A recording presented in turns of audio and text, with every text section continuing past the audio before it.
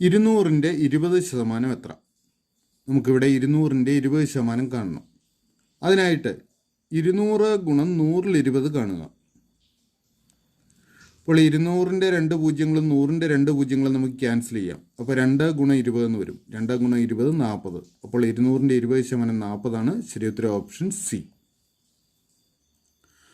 80% dash ഭിന്നസംഖ്യയ്ക്ക് തുല്യമാണ്. ഇവിടെ 80%-ന് തുല്യമായ ഭിന്നസംഖ്യ കണ്ടുപിടിക്കണം. അപ്പോൾ 80% എന്ന് പറഞ്ഞാൽ 100-ൽ 80 ഭാഗം എന്നാണ്. അപ്പോൾ 80%-ന് തുല്യമായ ഭിന്നസംഖ്യ 100-ൽ 80 ഇത് നമുക്ക് തന്നിരിക്കുന്ന ഓപ്ഷൻസിലില്ല. അതുകൊണ്ട് നമുക്ക് 100-ൽ 80-നെ നമുക്ക് സിംപ്ലിഫൈ ചെയ്യാം. 80-ന്റെ ഒരു പൂജ്യവും 100-ന്റെ ഒരു പൂജ്യവും ക്യാൻസൽ ചെയ്യാം. അപ്പോൾ 10-ൽ 8 എന്ന് വരും. ഈ 10ഉം 8ഉം 2-ന്റെ ഗുണിതങ്ങളാണല്ലോ. അപ്പോൾ 2 കൊണ്ട് 8-നെയും 10-നെയും ഡിവൈഡ് ചെയ്യാം. 10-നെ 2 കൊണ്ട് ഡിവൈഡ് ചെയ്യുമ്പോൾ 5, 8-നെ 2 കൊണ്ട് ഡിവൈഡ് ചെയ്യുമ്പോൾ 4. അപ്പോൾ നമുക്ക് 5-ൽ 4 എന്ന് കിട്ടും. അപ്പോൾ 80%-ന് തുല്യമായ ഭിന്നസംഖ്യ 5-ൽ 4 ശരിയുത്തരം ഓപ്ഷൻ എ. 2.5 ഗുണം 2.5 സമം ഡാഷ്. നമുക്കിവിടെ 2.5 ഗുണം 2.5 കാണണം. അപ്പോൾ ആദ്യം ദശാംശം ഒഴിവാക്കി ഗുണിക്കുക എന്നുള്ളതാണ് ചെയ്യേണ്ടത്. അതായത് 25 കൂടെ ഗുണിക്കുക. 25 ഗുണം 25 ഗുണിച്ച് കഴിയുമ്പോൾ നമുക്ക് 625 എന്ന് കിട്ടും. 625. അപ്പോൾ 2.5 ഗുണം 2.5 എഴുതുന്നതിനായിട്ട് നമുക്ക് 625 ആദ്യം എഴുതാം. ഇനി ചെയ്യേണ്ടത് ഇതിനകത്ത് ഡെസിമൽ പോയിന്റ് കൊടുക്കുക എന്നുള്ളതാണ്. നോക്കുക, ഈ സംഖ്യയിൽ ഡെസിമൽ പോയിന്റിന് വലതുവശത്ത് ഒരക്കമുണ്ട്. ഇവിടെയും ഡെസിമൽ പോയിന്റിന് വലതുവശത്ത് ഒരക്കമുണ്ട്. അപ്പോൾ ഇവയുടെ ഗുണനഫലത്തിൽ ഡെസിമൽ പോയിന്റിന് വലതുവശത്ത് 1 1 2 അക്കം ഉണ്ടാവണം. അപ്പോൾ വലത്ത് നിന്ന് 2 സ്ഥാനം ഇടത്തോട്ട് മാറി ഡെസിമൽ പോയിന്റ് കൊടുക്കുക. അതായത് 6.25 എന്ന് നമുക്ക് ഉത്തരം കിട്ടും. ശരി ഉത്തരം ഓപ്ഷൻ സി, 6.25. 1 മൈനസ് 4-1 എത്ര? ഇവിടെ നമുക്ക് 1-ൽ നിന്നും 4-1 കുറയ്ക്കണം. 1 മൈനസ് 4-1. അപ്പോൾ പൂർണ്ണസംഖ്യയിൽ നിന്നും ഭിന്നസംഖ്യ കുറയ്ക്കുന്നതിന് നമുക്കൊരു എളുപ്പമാർഗ്ഗമുണ്ട്. ആദ്യം ഈ 1 കൊണ്ട് ഛേദമായ 4-നെ ഗുണിക്കുക. അപ്പോൾ 1 4 4. ഇതിൽ നിന്ന് അംശമായ 1 കുറയ്ക്കുന്നു. 4-ൽ നിന്ന് 1 കുറച്ചാൽ 3. ഇത് അംശമായിട്ട് എഴുതുന്നു. ഛേദമായിട്ട് ഈ 4 തന്നെ. അപ്പോൾ ഉത്തരം 4-ൽ 3 ശരി ഉത്തരം ഓപ്ഷൻ ബി, 4-ൽ 3.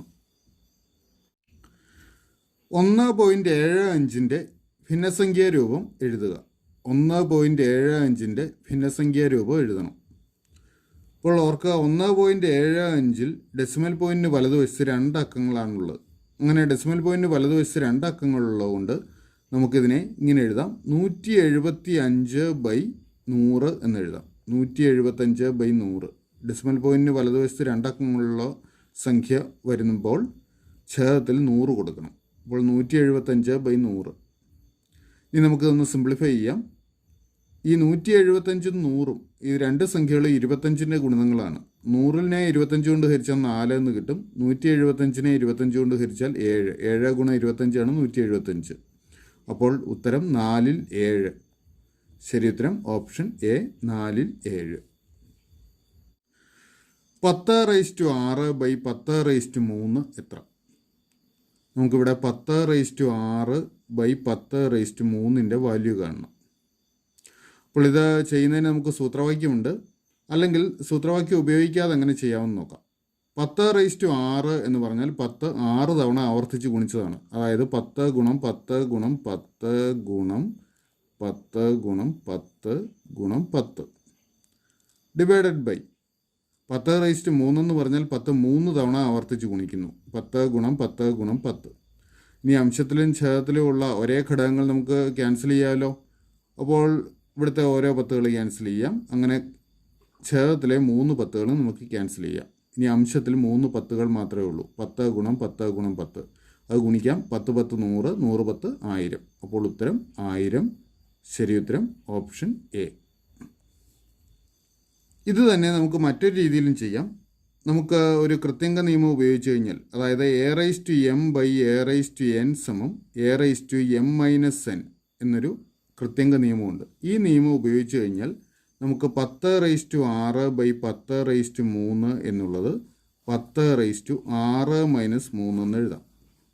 അതായത് 6-ൽ നിന്ന് 3 കുറച്ചാൽ 3 തന്നെയാണല്ലോ. അതായത് 10⁻3. ഇനി 10⁻3 എന്ന് പറഞ്ഞാൽ 10 3 തവണ ആവർത്തിച്ച് ഗുണിച്ചത്. 10 ഗുണം 10 ഗുണം 10, അതായത് 1000. അപ്പോൾ ഉത്തരം ഓപ്ഷൻ എ 1000 തന്നെ. -12 നിന്നും -10 കുറയ്ക്കുക. അപ്പോൾ നമുക്ക് -12 നിന്നും -10 കുറയ്ക്കണം. ഇതിനായിട്ട് -10 കുറയ്ക്കുന്നതിനായിട്ട് -12 10 കൂട്ടിയാൽ മതി. ഓർക്കുക, -12 നിന്നും -10 കുറയ്ക്കാനായിട്ട് -12 കൂടി 10 കൂട്ടുക. അപ്പോൾ -12 + 10 എന്ന് വരും. അപ്പോൾ ഒരു പോസിറ്റീവ് നമ്പറും നെഗറ്റീവ് നമ്പറും കൂട്ടുക എന്നുള്ളതായി. പോസിറ്റീവ് സംഖ്യയും നെഗറ്റീവ് സംഖ്യയും കൂട്ടുന്നതിനായിട്ട് വലുതിൽ നിന്ന് ചെറുത് കുറച്ച് വലുതിൻ്റെ സിമ്പൽ കൊടുക്കുക. ഇവിടെ വലുത് 12 ആണ്. 12 നിന്ന് 10 കുറച്ചാൽ 2. ഇനി 12ൻ്റെ സിമ്പൽ നെഗറ്റീവ് ആയതുകൊണ്ട് -2. അപ്പോൾ ഉത്തരം -2. ശരി ഉത്തരം ഓപ്ഷൻ സി. 12, 14, 16 ഡാഷ്. അപ്പോൾ ഈ സംഖ്യകൾ നോക്കുക. നമുക്ക് ഡാഷിൻ്റെ സ്ഥാനത്ത് വരുന്ന സംഖ്യ കണ്ടുപിടിക്കണം.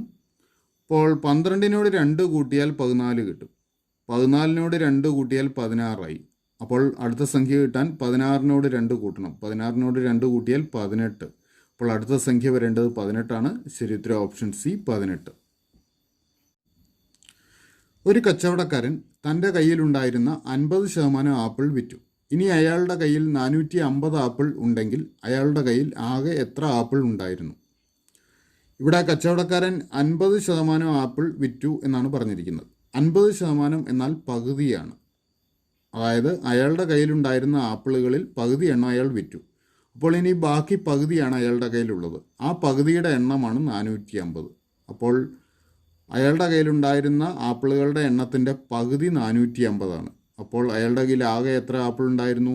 അത് കണ്ടുപിടിക്കാൻ 450ൻ്റെ ഇരട്ടി എടുത്താൽ മതി. അല്ലെങ്കിൽ 450നെ 2 കൊണ്ട് ഗുണിക്കുക. 450 × 2 900. അപ്പോൾ അയാളുടെ കയ്യിലുണ്ടായിരുന്ന ആപ്പിളുകളുടെ എണ്ണം 900 ആണ്. ശരി ഉത്തരം ഓപ്ഷൻ ഡി.